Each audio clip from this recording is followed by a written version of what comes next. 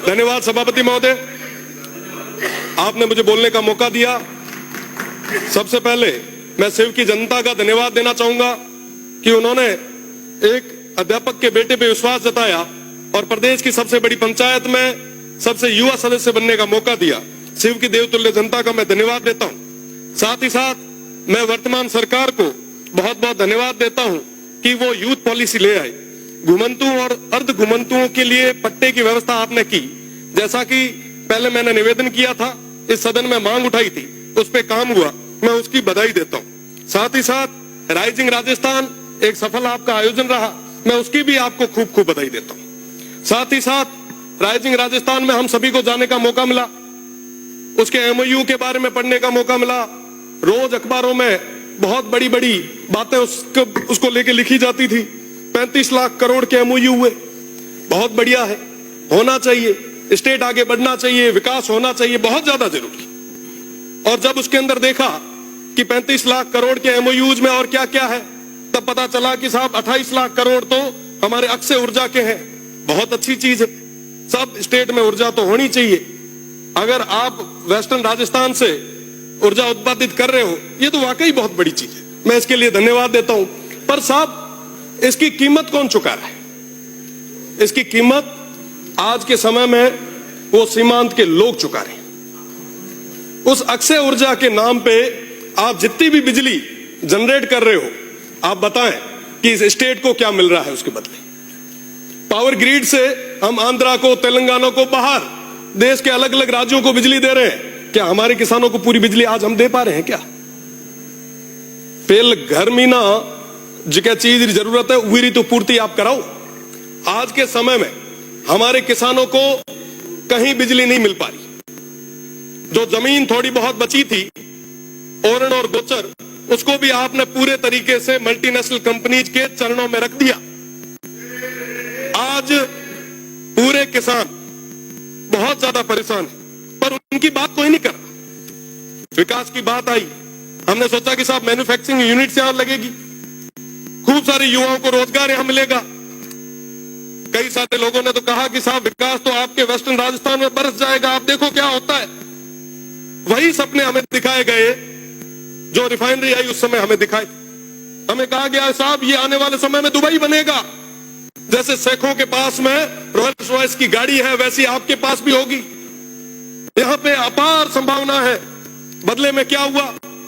आज भी वो पश्चिमी राजस्थान, वो सीमांत के लोग वहीं खड़े।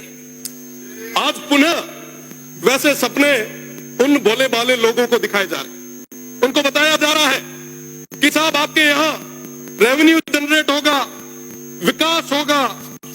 साहब सौर ऊर्जा का जो एक प्लांट लगता है ना, लगने के बाद में 2 गार्ड के अलावा तीसरा आदमी नहीं लगता हुआ। और रही बात दूसरी, पहले वो प्लेट साफ करने के लिए एक आधा कोई आदमी लगाया करते थे, आजकल तो उसका भी रोबोट आ गया।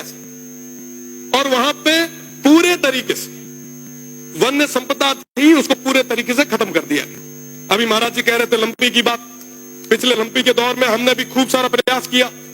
गाय हम सभी के लिए पवित्र है, भगवान रूपी है।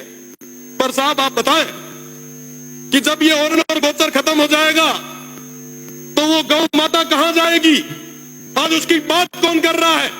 पिछले दिनों भैया गांव में ओरण पे अनैतिक तरीके से, अवैध तरीके से वो अलॉटमेंट हो रहे थे। हमने मांग उठाई, वो लड़ाई लड़ी, बदले में क्या?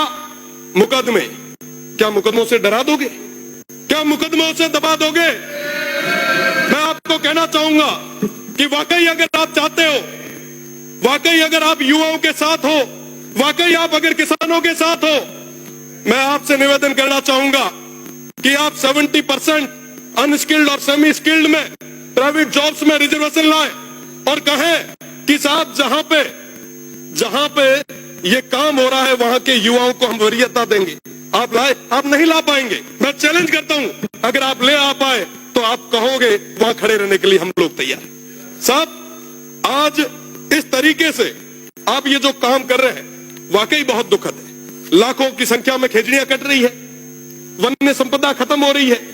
आप याद करो तेजाजी महाराज को, बाबू जी को, हडबू जी को, अमृता देवी जी को, जम्बेश्वर भगवान को, सब पर्यावरण के लिए उन्होंने कीजिए। पर्यावरण के लिए उन्होंने क्या क्या नहीं किया, पर आज बदले में क्या हो रहा है? हम एक तरफ एक पेड़ मां के नाम लगा रहे हैं और दूसरे तरफ 100 पेड़ किसके नाम पे काट रहे हैं। जवाब मांगती है ये जनता, स्टेट देख रहा है। और मैं तो पश्चिमी राजस्थान के उन तमाम हमारे 47 माननीय सदस्यों से मैं कहना चाहूंगा, अगर समय रहते आपने उस क्षेत्र की आवाज को नहीं रखा तो वो जनता तैयार बैठी है। ये 1 साल निकल गया, 4 साल निकल जाएंगे, पता नहीं चलेगा। साहब उन लोगों के लिए, उन सीमांत के लोगों के लिए अगर कुछ भला कर सको तो कर लो, इससे बड़ा कोई मौका नहीं आना है। आप जिस सौर ऊर्जा की बात कर रहे हो, आप जिस विंड की बात कर रहे हो, मैं बताना चाहूंगा वो विंड जहां लगता है आसपास के 500 मीटर उस परिधि में कोई भी इंसान और आने वाली पीढ़ी वो सुन नहीं पाएगी। ये स्थितियां उस क्षेत्र में पैदा होने वाली है। साहब बात करनी होगी। मैं तो निवेदन करूंगा सभापति जी से कि आप नहीं होगा। माननीय सभापति महोदय,